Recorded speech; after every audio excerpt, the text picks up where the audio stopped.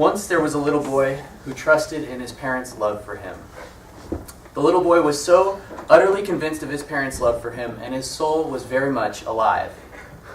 But one day, his parents got in a huge fight, and when he asked them what was wrong, his parents yelled at him. The little boy didn't realize his parents were having a bad day, and he figured he must have done something wrong, so he decided to stop trusting in his parents' love for him. And when that happened, a big piece of his soul died. From then on, he began to labor for something that was not love. Well, the little boy grew a little bit older, and one day he met another little boy at school.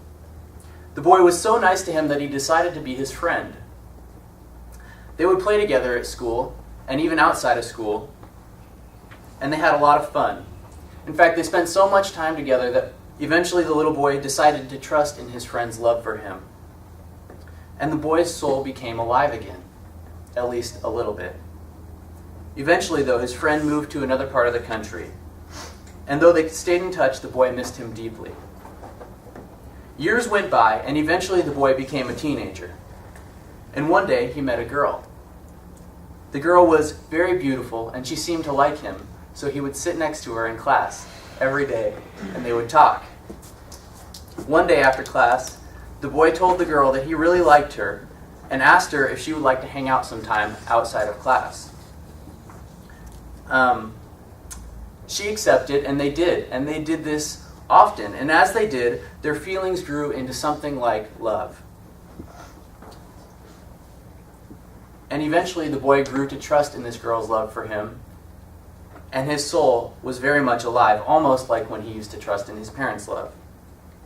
Well, the boy's feelings for the girl grew. They began to grow so strong that it was as though they might overpower him. But as time went by, it began to seem as though the girl was distant from him. And one day, the girl approached the boy with a saddened look on her face and a note in her hand. She told the boy not to read the note until she had left, and with that, she did. The boy opened the note to find that the girl did not feel the same way about him that he did about her anymore. The boy couldn't understand why, and he became convinced that he had done something wrong. And with his trust betrayed again, he began to labor more than ever for something that was not love, and his soul was nearly lifeless. The boy found himself unable to cope with the lifelessness that defined his days, so he called the only person that he trusted, his lifelong friend from childhood who had moved away, and explained to him everything that had happened. He found his friend's listening ear to be very consoling, and he would call him frequently in those days. Only in those moments did he find anything in his soul like the life that he remembered, the life from when he trusted. And so he would call his friend.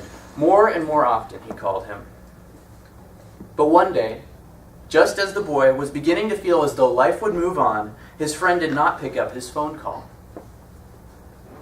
The boy, though disappointed, thought nothing of it and determined to call him back the next day. But again, his friend did not pick up the phone. So he left him a message. A week went by, and his friend did not call him back. So he tried again, and again. In fact, he called his friend every day for weeks, and still nothing. He left messages, but his friend never returned his phone calls. And the boy became confused. He didn't know what to make of this. Surely he could trust in his friend's love for him. Couldn't he? Well, that question cooked inside the boy for a whole year, until one day he fell to the ground in a heap of tears and decided to stop trusting in his friend's love for him. He concluded that he must have done something wrong, and the tiny shred of life that remained in his soul ditched him in that heap on the floor, just like his friend. There was no trust left inside the boy. From that day forward, he did nothing but labor for a love that was not actually love. Thoroughly seasoned by life, the boy had learned one truth. Love sticks around only until you do something wrong. And when you do, it flees like the life that came from trusting in it. And with that, the boy became a man. My guess is that in some way, you can relate to this little boy. By the time you grew up, you had probably learned that truth. Your trust has maybe been betrayed and it hurt. And in an attempt to protect yourself, you've conformed your mind to the idea that love only sticks around until you do something wrong. For your own safety. You stopped trusting in love and begun to labor for something that is not love, and your soul is to some degree dead. That's certainly the case with me. Like a vine clings to a trellis, my thoughts are stuck to the notion that love sticks around only until you do something wrong.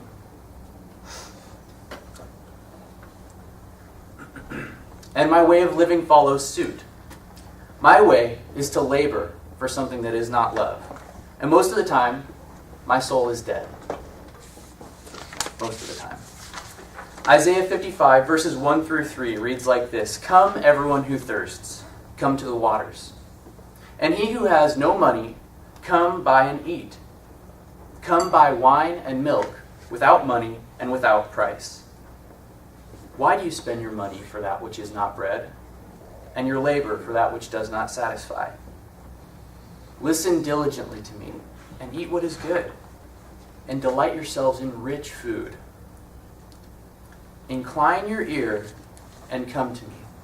Hear, that your soul may live.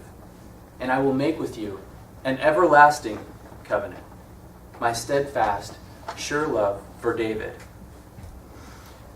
It could be said that Isaiah 55 calls us out. I think it has a perfect read on our inner condition, and it speaks directly to each and every one of us insofar as we can relate to the little boy from the story. Why do you spend your money for that which isn't bread? Why do you labor for that which is not love? Hear, that your soul may live. Trust this, that your soul may feel the life that it once felt as a small child. What, you might ask, would the author have us hear? It says this: "I will make with you an everlasting covenant." In other words, I extend to you a love that sticks around even when you do something wrong.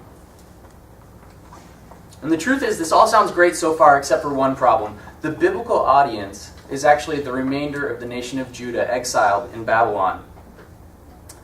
These people had persistently turned their backs on God, worshiping idols and murdering his prophets, until God used the Babylonians to exact discipline on them, destroying their home completely and murdering or slaughtering nearly every last one of them.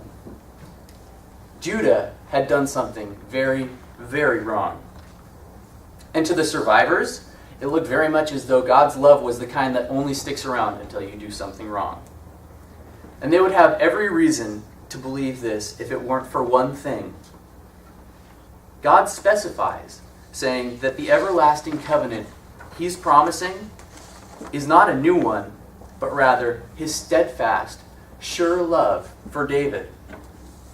You see, God had already made a covenant with David a long time ago, long before Judah's unfaithfulness or before they were ever exiled.